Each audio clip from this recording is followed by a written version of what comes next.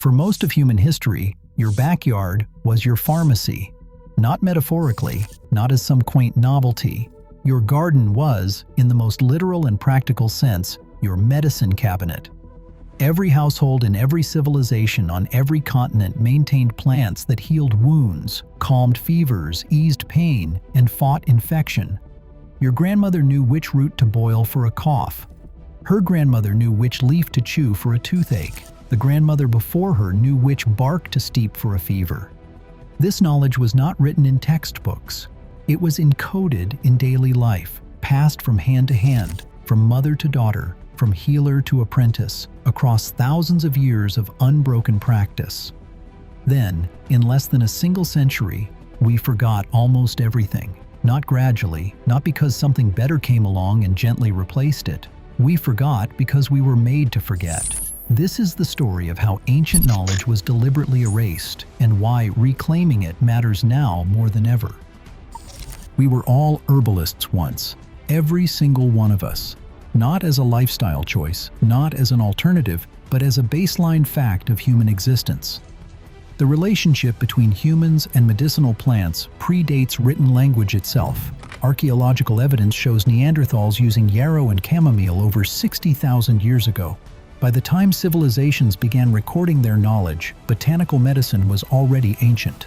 The Ebers Papyrus, dating to roughly 1500 BC in Egypt, is one of the oldest medical documents ever found. It prescribes heated herbal preparations for asthma, mint for digestive ailments, and juniper berries for chest pain. This was not folk wisdom scrawled in the margins.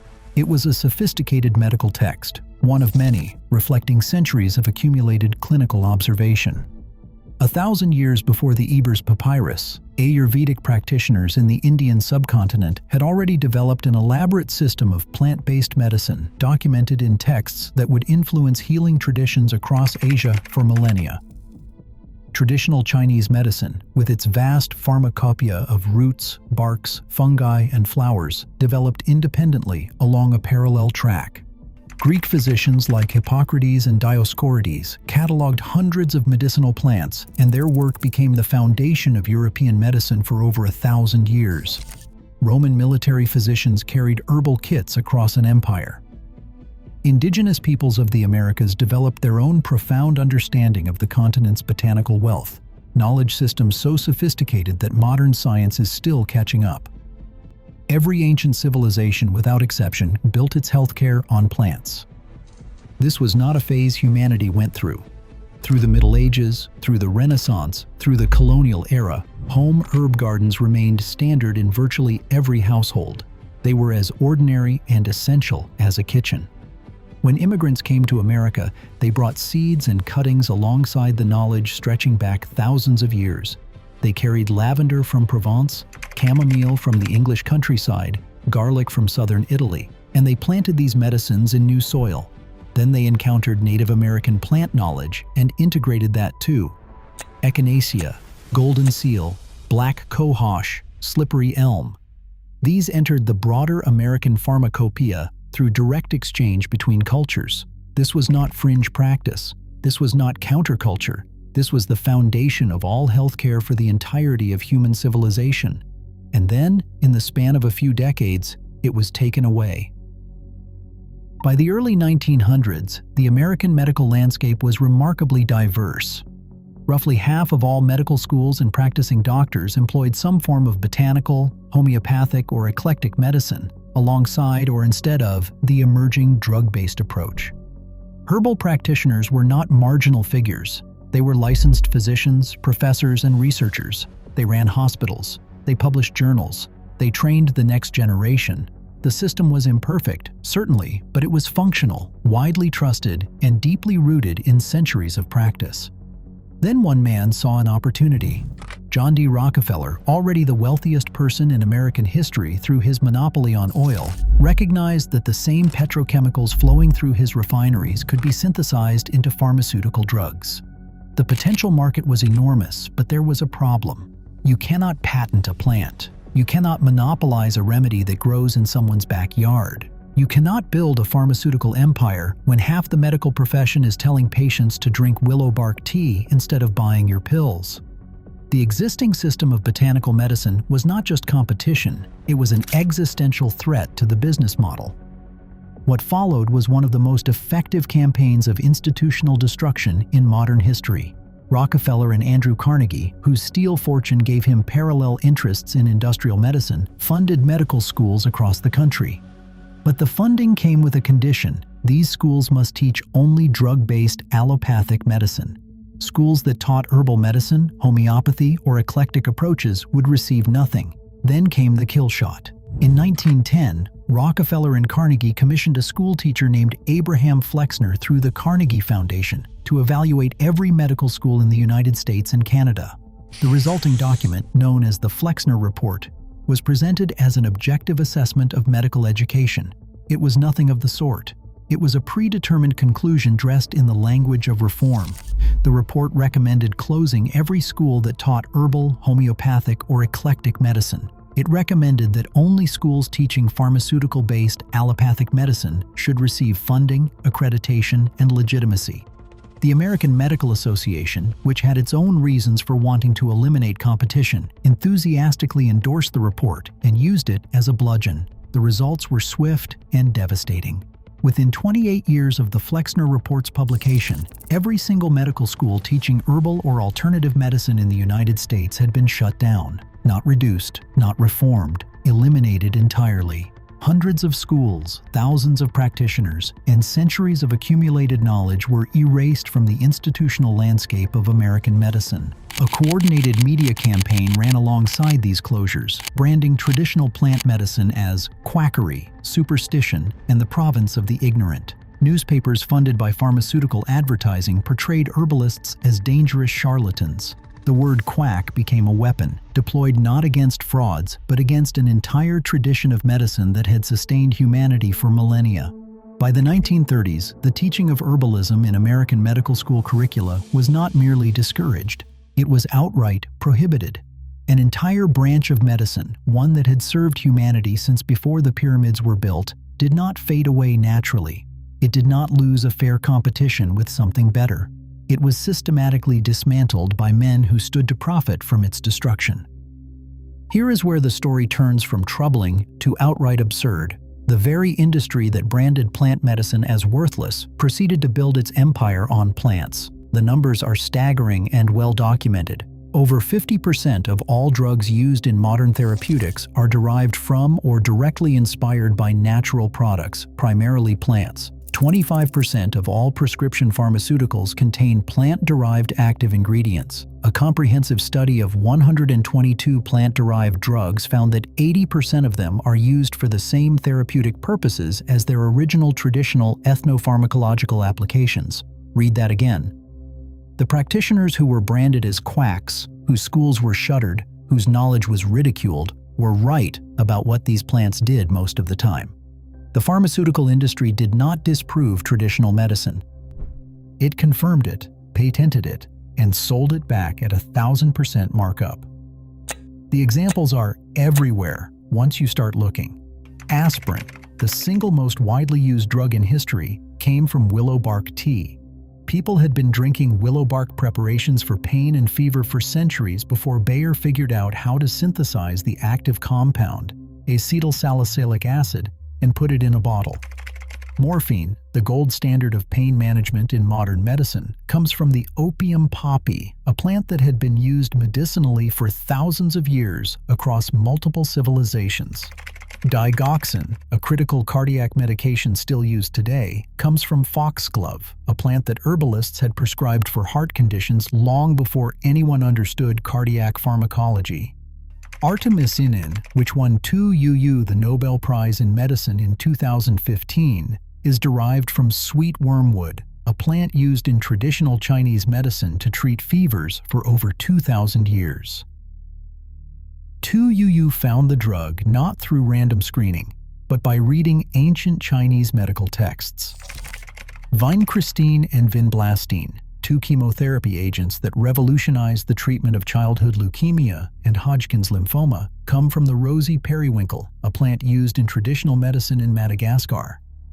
The pharmaceutical industry took what it had discredited, refined it in a laboratory, wrapped it in a patent, and sold it back to the very people whose grandparents had grown it in their gardens for free. What makes this story even more revealing is that the rest of the world never fully stopped. It was primarily the industrialized West that severed this connection. The World Health Organization estimates that 80% of people in developing countries still depend on traditional plant medicine for their primary health care.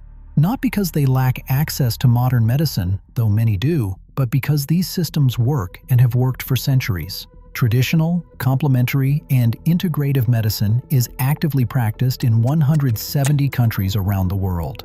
Billions of people never abandoned this knowledge. They never had the luxury or the misfortune of being convinced that the plants in their yards were worthless.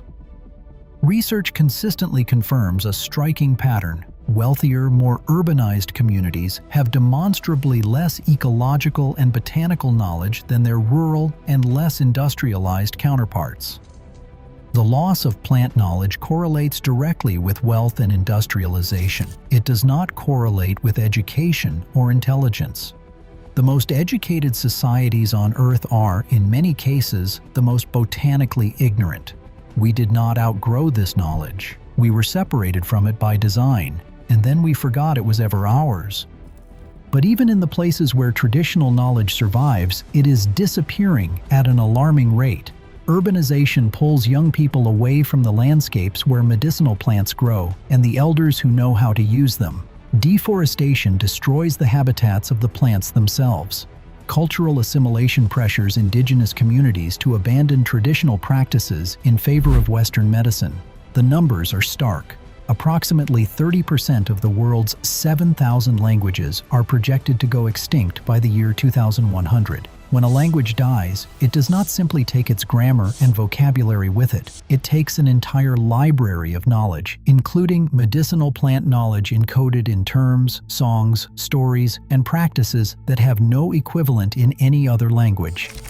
A plant might have 40 different names in 40 different languages, each name encoding information about when to harvest it, how to prepare it, what it treats, and what to combine it with. When that language vanishes, that information vanishes with it, and the chances of independently rediscovering it through laboratory research are vanishingly small. Younger generations, even in communities where traditional knowledge still exists, show sharply reduced interest in learning these practices. Elders who hold the knowledge are dying without passing it on. Entire pharmacopoeias, vast catalogs of medicinal information encoded in oral traditions refined over centuries, are disappearing within a single generation.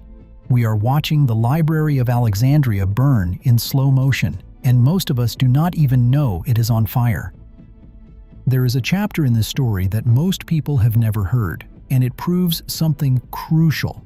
During both world wars, when pharmaceutical supply chains broke down and synthetic drugs became scarce, governments did not simply accept the shortage, they turned back to the plants. In Britain, county herb committees were established across the country, organizing citizens to collect wild medicinal plants like foxglove, whose leaves provided digitalis for heart medications desperately needed by the military. School children were sent into fields and hedgerows with collection baskets. Housewives dried herbs in their kitchens.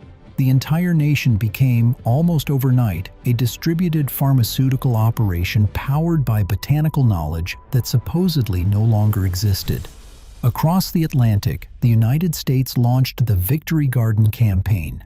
By 1943, 20 million Victory Gardens had been planted across the country, producing 40% of all fresh vegetables consumed in America.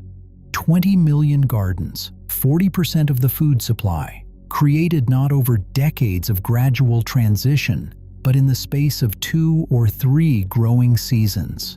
This was not a feel-good symbolic gesture. It was a massive, successful demonstration that a population cut off from centralized supply chains could feed, and to a significant degree medicate, itself almost immediately when given the motivation and permission to do so. The knowledge came flooding back the moment the corporate supply chain failed. It had not been destroyed. It had been suppressed. The good news is that the comeback is already underway. driven not by governments or corporations, but by ordinary people who sensed that something essential was taken from them.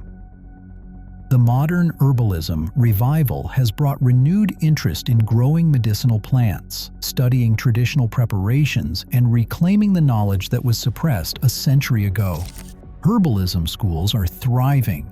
Community gardens are incorporating medicinal plants alongside vegetables. Books on plant medicine are bestsellers. A new generation is rediscovering what their great-grandparents knew as common sense. At the same time, ethnobotanists are racing against the clock to document traditional knowledge before it disappears forever. Researchers around the world are conducting interviews with indigenous elders, recording plant identification and preparation methods, and building databases of traditional medicinal knowledge. Some are calling for the integration of indigenous plant knowledge into mainstream healthcare, arguing that ignoring millennia of accumulated human observation is not scientific rigor, but scientific arrogance. International legislation to protect traditional knowledge from biopiracy, the practice of patenting indigenous plant remedies for corporate profit, is being developed in multiple countries, though it remains woefully inadequate. We did not stop growing our own medicine because it stopped working. The plants that healed us for 10,000 years did not suddenly become inert in 1910. We stopped because a small number of extraordinarily wealthy men recognized that plant medicine could not be patented, could not be monopolized, and could not be sold back to us at a markup. They funded the destruction of the institutions that taught it, launched media campaigns to discredit the practitioners who used it, and built a system designed to make us dependent on products we had to purchase rather than plants we could grow. The strategy worked. Within a generation, knowledge that had been part of the human inheritance for millennia was rebranded as ignorance, and dependence on a corporate supply chain was rebranded as progress. But the plants have not changed. Chamomile still calms. Willow bark still eases pain. Elderberry still supports immune function. Lavender still soothes. Peppermint still settles the stomach. Garlic still fights infection. The knowledge, though battered and fragmented, is still recoverable. It lives in the communities that never abandoned it, in the books and archives that preserved it, in the oral traditions that still carry it, and in the soil that still grows it. The real question is not whether we can reclaim this knowledge, it is whether we will choose to before the last generation that remembers is gone for good.